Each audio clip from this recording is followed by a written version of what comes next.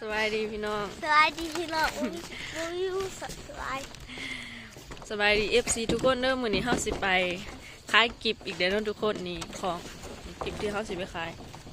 มื้อนี้ตื่นแต่เช้าแน่พี่น้องเอ้ยเพราะว่าต้องพาไปแต่เช้านะเดี๋ยวสิแบบเดี๋ยวมันสิสวยก่อนเดี๋ยวเฮาไปเบิ่งกันเลยเนาะทุกคนแต่เว้นก็บ่ทันได้ขึ้นสำหรับพี่น้อง ไปกับน้องภูเขา2 คน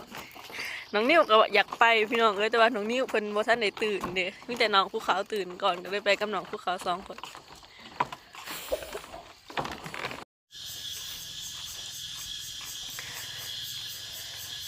นี่ก็เป็นหมู่บ้านนะครับเนาะพี่น้อง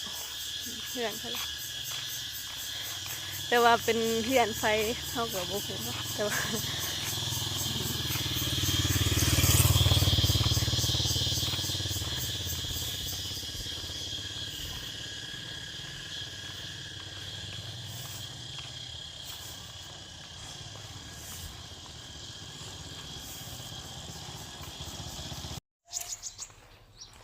หอดตลาดได้เนาะพี่น้อง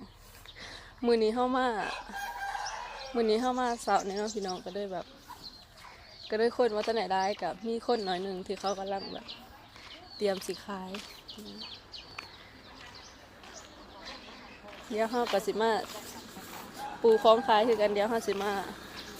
เตรียมคล้องอยู่อย่างนี้เนาะทุกคน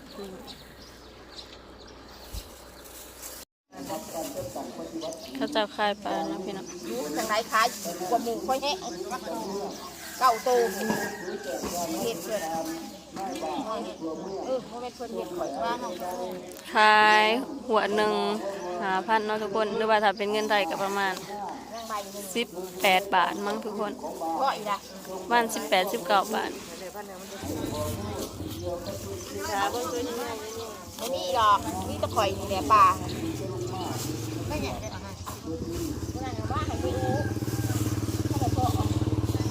ตอนนี้คนก็เริ่มลายเนาะทุกคน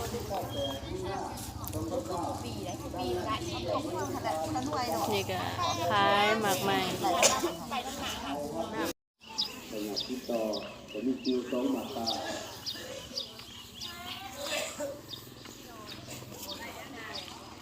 คนเดิมหลังมาเนาะทุกคนของขายไฟมันหอนนะมันหอนแล้วบ่อนบ้านกินกาแฟไปมันหมอมันก็หอนได้แต่ว่าบ้านนี่ผักสองเนาะผักสองเตาอยู่ในขายเหนือเนาะทุกคนขายสิเดี๋ยวว่าให้พี่เนาะเข้าใจว่าเสียงนี้เนาะตลาดของบ้านเฮาก็สิประมาณนี้เนาะเป็นก็เราขาดเนาะเกี่ยวกับการต่อระวังเนาะการต่อระวังหมายถึงว่ามีข่าวเกี่ยวกับเนาะเอาจะบริวิมันใช้มาขายได้ดินี่ก็คือห่านของเขาเนาะทุกคนนี่มันก็เขาก็สิมาขายกิบก็สิมีราคา 3,000 ถ้าเป็นเงินไทยก็สิประมาณ10 บาทหรือว่า11 บาทเนาะทุกคนนี่ 1,000ก็สิประมาณ 3-4 บาทนี่ 2,000นี่ก็สิประมาณ 7-8 บาทเนาะทุกคนนี่มากับหนองภูเขานี่หนองภูเขา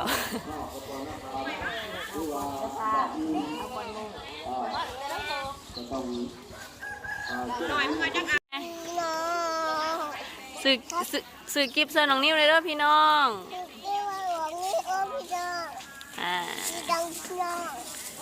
น้องนิ้วกินยังค่ะน้องนิ้ว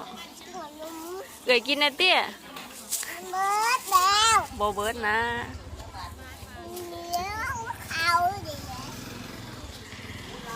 คนก็เริ่มเบิร์ดเลยเนาะพี่น้องตลาดเดิมเนี่ย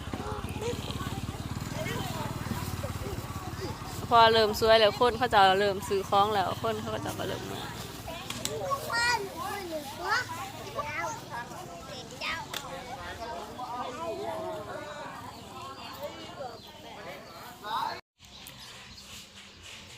เมื่อวานนะครับเนาะทุกคนนี่เพื่อนของเขาเจ้ากระสิ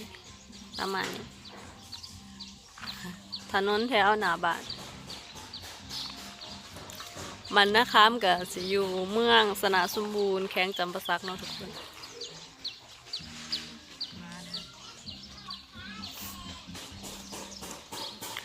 คนเขาจะมาแต่ตลาดข่อยย่างมาซื้อไข่เนาะทุกคนนี่ไข่อยู่พี่กับแต่หนึ่ง27,000เนาะทุกคนถ้าเป็นเงินไทยก็สิประมาณ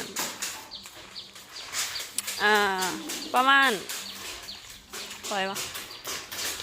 130,000กับประมาณ90 95เนาะทุกคนประมาณนี้เนี่ยเงินมันโ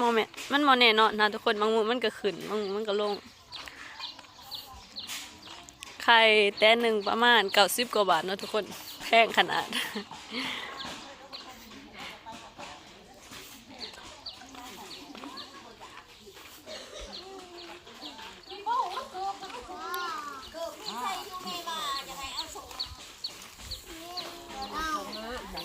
เขาจะคล้ายเสือผ้าเนาะทุกคน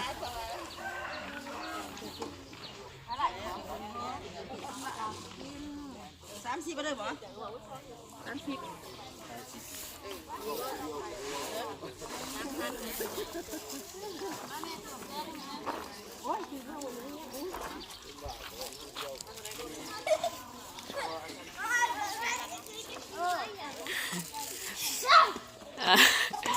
ผู้ค้าก็น้องนิ้วดีเอื่อยให้บางอย่างนี่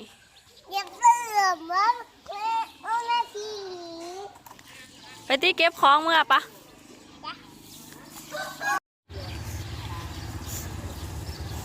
คนเริ่มเบิดเลยนะทุกคนแล้วก็ตอนนี้เดี๋ยวห้ากับสิเก็บของเมื่อคือกันข้าเจ้าก็เริ่มเก็บน้ำคือกัน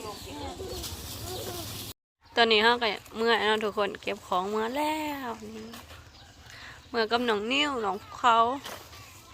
ต้นมะม่วงพี่น้องมะม่วงขดลายอย่าห้องตีน้องนิ้วหมู่หวานเขาจะต้นดอกไม้เขาจะงามนี่ข้างหน้า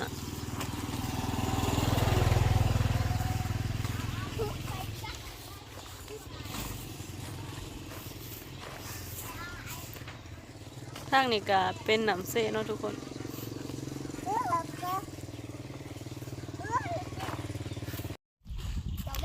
หอดครัวแล้วพี่น้องเดี๋ยวห้าสิกำลังสิขังครัวเมื่อบ่ายทางนั้นก็เป็นบัตรเนาะทุกคนบัตรบ้านเฮาเองกับสะพานของหมู่บ้านต่างๆเนาะทุกคน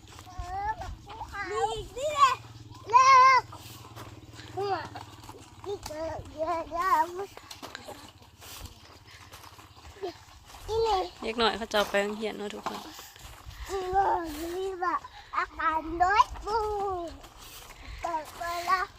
โอ้น้องนิ้วร้องเพลงสิบ่ติดดิกซิตบ่แนวนี้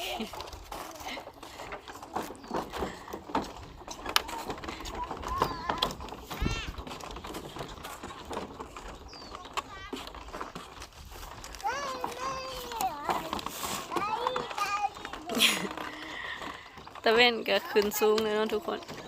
ตอนเข้าไปตะเว้นว่าท่านไหนขึ้นนี่พอเข้ามาตะเว้นขึ้นประมาณนี้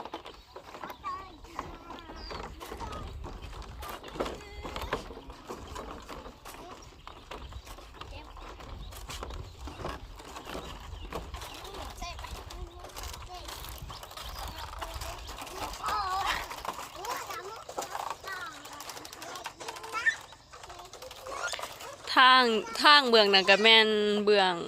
แข้งสารวัตรเนาะทุกคน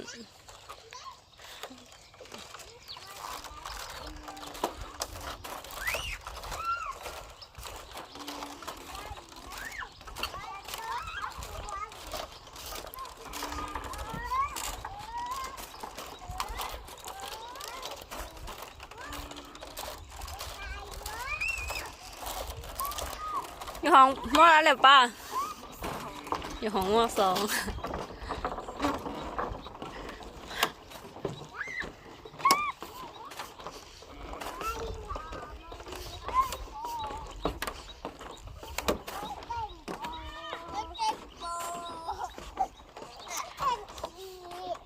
แต่เมื่อย่างดีๆเต้นละสำหรับคลิปนี้ก็ จบเพียงสำนี้ด้วยทุกคนคลิปที่เฮาไปตลาดมื้อนี้อย่าลืมกดไลค์แล้วก็กดติดตามเพื่อเป็นกำลังใจเฮ็ดคลิปต่อไปนี้ด้วยทุกคนบายน้องนิ้วบายกล่องแน่น้องนิ้วบายดีๆติแหละ